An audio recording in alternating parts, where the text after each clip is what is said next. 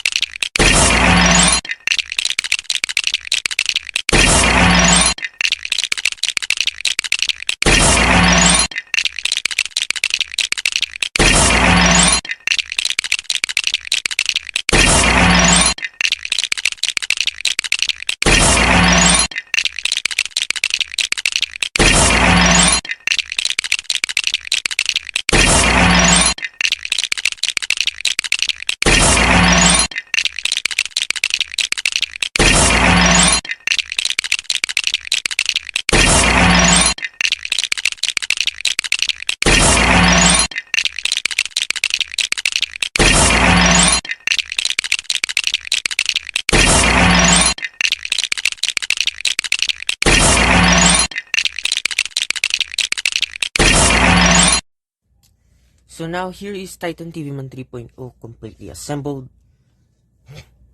So here's a closer look at the front.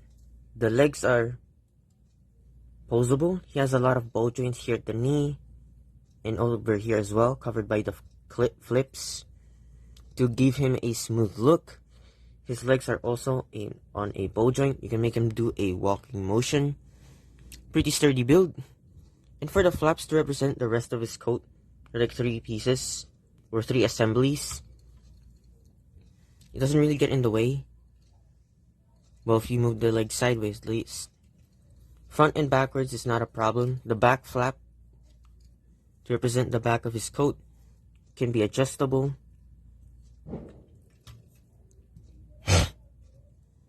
So now here's the core of Titan TV Man. There's some purple pieces to represent the back. And the claws here are pretty loose. It's not supposed to be like that. Only this part of the core is pretty stable. Now for the wrench piece at least, it's made out of, I don't know what plastic it is. It's not really sticking to the place. It's just a little loose. And for the arms, it's just a similar build. The only differences is this part, the 2x2 plate, circular plate, and then there's a 1x2 plate with the side connections to attach the sword, which doesn't retract. And for his hand, it's pretty articulate, has a lot of articulation. I just have to remove it. Show you. So both of the hands have the same assembly, 4 fingers and 1 thumb. The thumb can be rotated to make him do a thumbs up. And for the fingers are pretty articulate. There's just one. They're all connected to this clip, 1x2 clip piece. You can individually move them independently from each other. So that's it for the hand.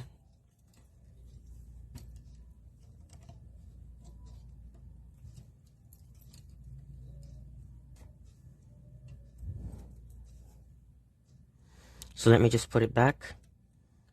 And as you notice, there are chains here. So here on the back of his arms, he has the anchors from the version 1. In the 3.0, he didn't have this anymore. It's probably not as effective to the Astro toilets. He only used it once on G-Man from episode 47, and then never again. So here's a closer look of the sword. It's not retractable. There are a lot of purple parts used here for the colors. And for the TV screens on the shoulders, it's pretty articulated. They're on ball joints. You can remove them to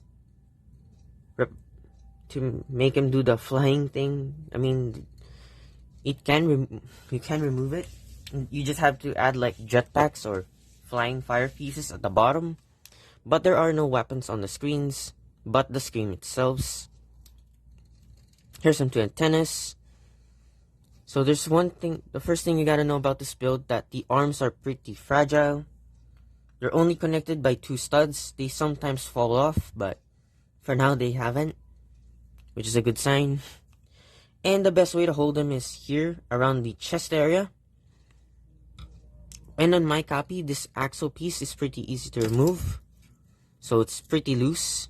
I might find a replacement for it, or not. But every now and then, it falls off, which is pretty annoying. And for the head, it's only connected by 1 stud, using a jumper plate. And you can't even rotate his head. It's on a turntable, but the TV screens on his shoulders are stopping the main screen from moving. You can't even make him look up without accidentally breaking it, so I'm gonna keep the body here. So here is the main screen. You can adjust the extra screens at the back to appear like this, but it's not supposed to be like that. It's just supposed to be like this. So both screens are connected by this skeleton arm, connected to 2 clip pieces. You can adjust it to however you like it. So let's put his main screen there. So here at the back, he has his claws back. So in episode 47, he lost it. It got removed by the enemy toilets. You can adjust the claws. There are a lot of clip pieces used in this, pretty adjustable, and then 1 ball joint. So you can really do a lot of cool poses and motion out of these claws on the back. And the actual claws themselves can be articulated individually from each other. So make it look like this. It's not supposed to be like that, it's just supposed to be like this.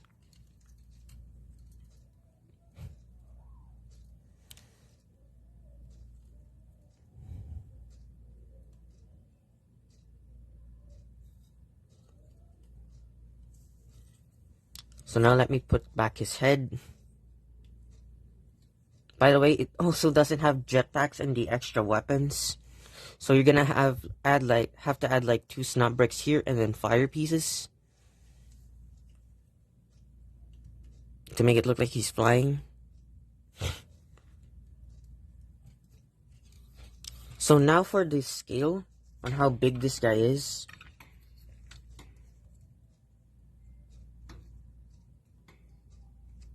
So let me just finish adjusting the camera. So for the scale, here is a regular cameraman, a juggernaut cameraman with a minigun.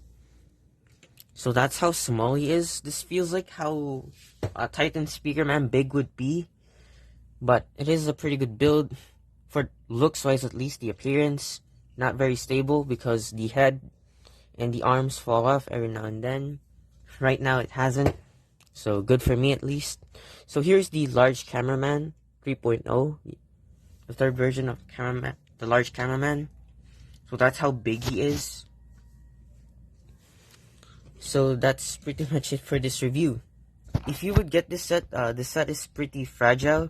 The builds on the arm and the head is not really good, but it is good for the looks and display. Not really made for play or stop motion. Maybe you can use it on stop motions, but it would be very difficult because of the loose pieces and quality of it. So that's pretty much it for this video. Thank you so much for watching. Please like, share, and subscribe to my YouTube channel. And don't forget to click that notification bell to keep you updated. Thank you so much for watching. See you guys in the next video. Bye guys.